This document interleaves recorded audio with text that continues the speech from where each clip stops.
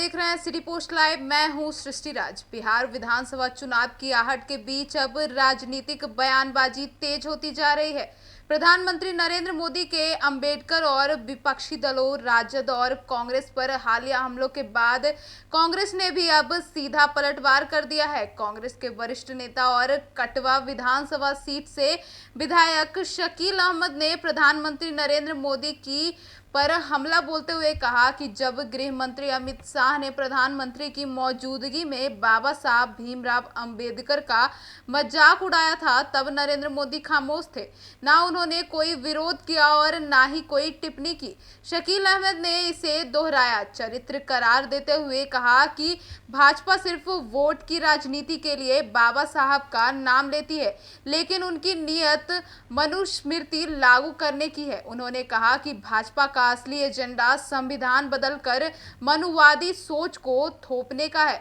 यह वार अगर बीजेपी को 400 सीटें मिला जाती तो वे संविधान भी भूल जाते और आत्मा से खिलवाड़ करने में कोई असर नहीं छोड़ते। आगे सुनिए और क्या कुछ कहते नजर आए।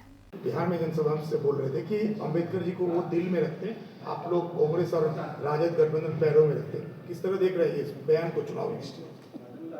माननीय अमित शाह जी जो हमारे गृह मंत्री हैं, उनका बयान पार्लियामेंट में प्रधानमंत्री के सामने हुआ है ना।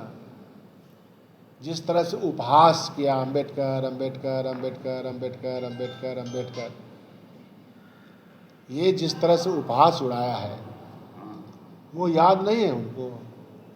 बिहार में अंबेडकरवादी और पूरी जो महागठबंधन है अंबेडकर को दिल पर नहीं सर पे रखती है। और अंबेडकर का आइन अगर नहीं होता, जो प्रोटेक्शंस हम लोगों को दिए गए हैं देशवासियों को, पिछड़ा अति पिछड़ा दलितों को, तो भारतीय जनता पार्टी तो मनुस्मृति लाना चाहती है।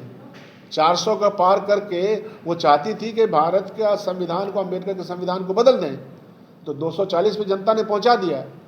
और हमेशा बाबा साहब भीमराव अंबेडकर के दिए गए संविधान की समीक्षा कौन करता है? हम लोगों ने कभी किया है? सोचा भी है क्या? तो ये तो गाल बजाने वाले लोग हैं। इनका पूरा इतिहास, आरएसएस का पूरा इतिहास आइन के खिलाफ रहा, झंडे के खिलाफ रहा, देश का जो झंडा हमारा तिरंगा झंडा उसके खिलाफ रहा। राष्ट्रीय आंदोलन में का कोई रूपरेखा नहीं है, कोई योगदान नहीं है। और वो हम पर अंबेडकर के का हनन का सवाल उठाते हैं। कैसे उठा सकते हैं? अभी जातीय जनगणना की जब बात कही तो प्रधानमंत्री का बयान उसके खिलाफ आया है। Minister after minister, cabinet minister जो हैं एनडीए के, भाजपा के, उनका बयान आया। अब क्या हुआ? राहुल गांधी के प्रचार ने वो ज्वाला, वो क्षमा जलाई है कि जिससे परेशान हो गए। तो झूठ बोलने की आदत है। बड़का झूठा पार्टी के बारे में तो बड़का झूठा पार्टी के लोगों से पूछिए ना भाई, हम कैसे बोले।